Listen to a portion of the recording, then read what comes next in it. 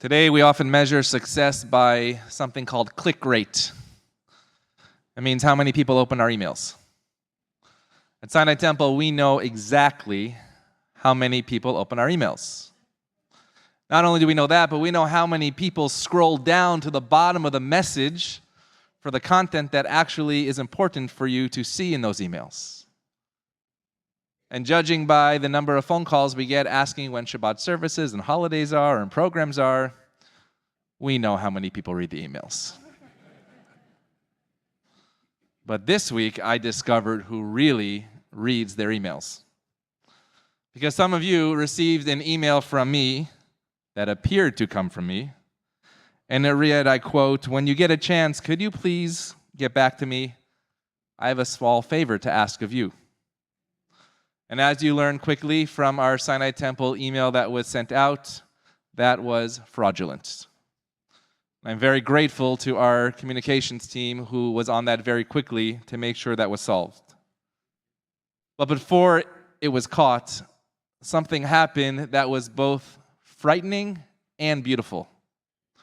Because within minutes of that email going out to many of you in this room, I received texts and phone calls and emails from members of this community that said, "Rabbi, call me back. What can I do for you? Rabbi, how can I help?"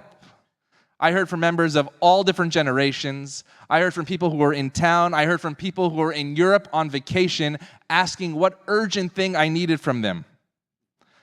And even after I explained to them that it was a scam, it wasn't me, that I had no favor to ask, everyone essentially told me the same thing. They said, "Rabbi, please do not hesitate to ask, big or small. I want to help." And so what began as a cybersecurity challenge for Sinai Temple, this morning ends in a spiritual lesson. Because in our parsha this morning, we learned of the basic mitzvah, la'avod et Adonai.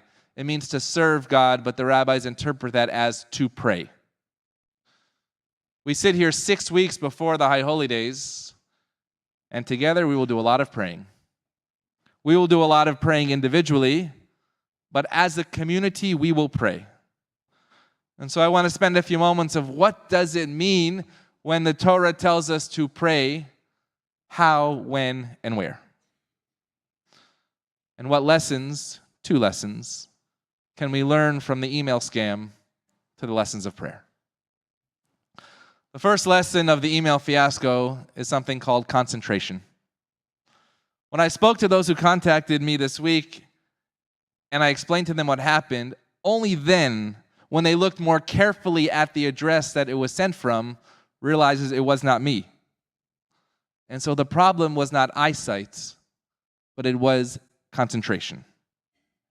Because without concentration, the 2 emails, my personal one and the one that they received it, look very eerily similar.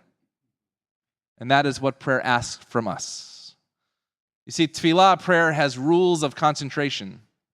The rabbis teach that if we recite the Amidah, the Cantor Miller just sang for us, and the first paragraph we did not really concentrate, but we said the words, you know what we're supposed to do? We have the obligation to repeat it. Because the rabbis understand that prayer is not just saying those words on these pages, but prayer is reciting those words in the presence of HaKadosh Baruch Hu, the Holy One. Because our minds might wander to tomorrow's schedule while we are uttering what are supposed to be those sacred words. You see, if we look at the Torah of this mitzvah of prayer, la'avod et Adonai, we are not given the times to pray. We are not given what to pray. The Torah just tells us to pray.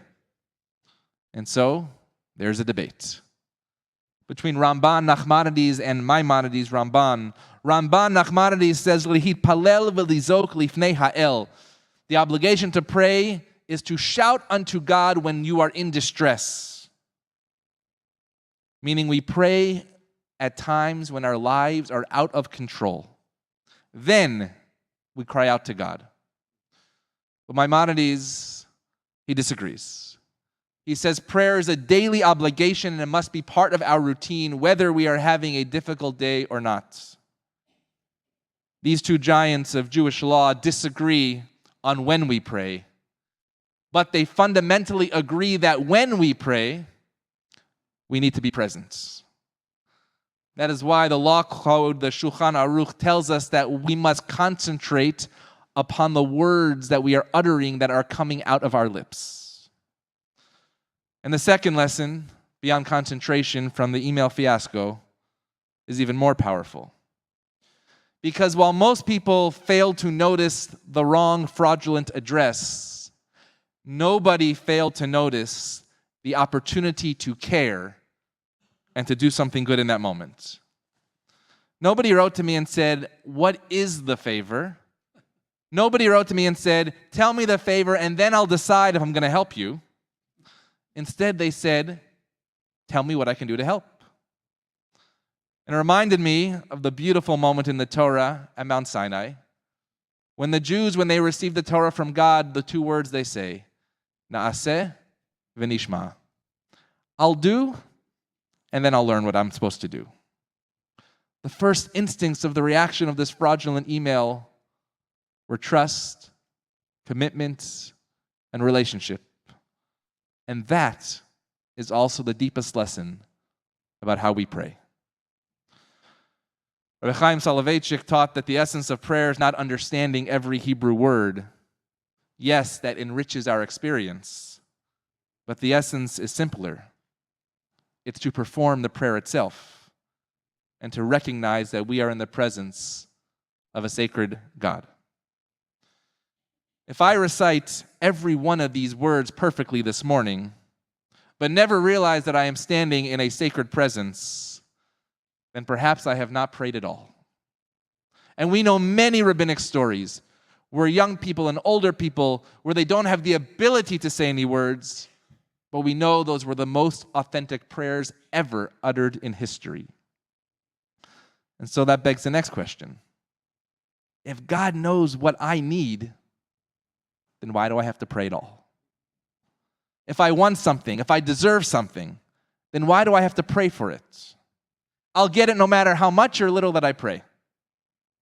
On the other hand, if I don't deserve it, will these beautiful melodies and words in our prayer book actually change God's mind? And so again, we learn from another story. There was once a community that had a custom of wearing white socks. Well, one day the king of that kingdom decided to make a decree that said no more white socks. Anybody who wore them would be killed on sight. And so the whole village convened, and they had meetings and different ideas of how the king would change the decree, until one wise person finally raised their hand and said, "I have an idea. Why don't we wear black socks?" Sometimes the answer comes in changing ourselves. You see, prayer exists to transform us into people capable of receiving those blessings. And this week, with that simple email, it reminded me, and now many of us, how quickly our lives can be thrown out of control by a simple task, an email that gives us a sense of helplessness and vulnerability. Rabbi Shimshon Pinchas, in his She'arim Batfilah, the book called Gates of Prayer, writes, "How small an act justifies the need to pray?" And his answer, whenever we find our lives out of control, that moment invites an invitation to pray. Even, he didn't say this, but even losing control of your inbox. Not because God needs to know my problems or your problems, but because we need to know that when we face those problems, we will not face them alone. And so yes, this week began with a fraudulent email, and I'm sorry that many of you had to take that opportunity to call me. But I had some of the best conversations this year of people that I don't speak to every day because they reached out and cared. They said the words, "What can I do to help?"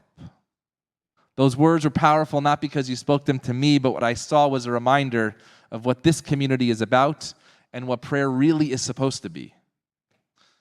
Rabbi Abraham Joshua Heschel, an expert on prayer in his book, Man's Quest for God, he teaches prayer is our humble answer to the inconceivable surprise of living. None of us will know what will happen tomorrow, the week ahead, the month ahead, or ask these heroes of our IDF and the people of Israel what will happen in the future. But I can tell you that whatever surprises come before us, the gift that our tradition gives us of prayer is the most precious gift that we can receive, allowing us to transform ourselves into the people that we want to be. And that is the gift in itself. The mitzvah of prayer is to slow down, to pay attention, to make sure it's the right email address, to open our hearts to the people that we can be. And so I will not leave you with the phrase that we often say, may our prayers be answered, because that's not right. But rather, may our prayers inspire us to live a life of kavanah, of concentration, of attention, of intention, of compassion, and of purpose. May we always be ready to say to one another, I am here. I am ready to help. Shabbat Shalom.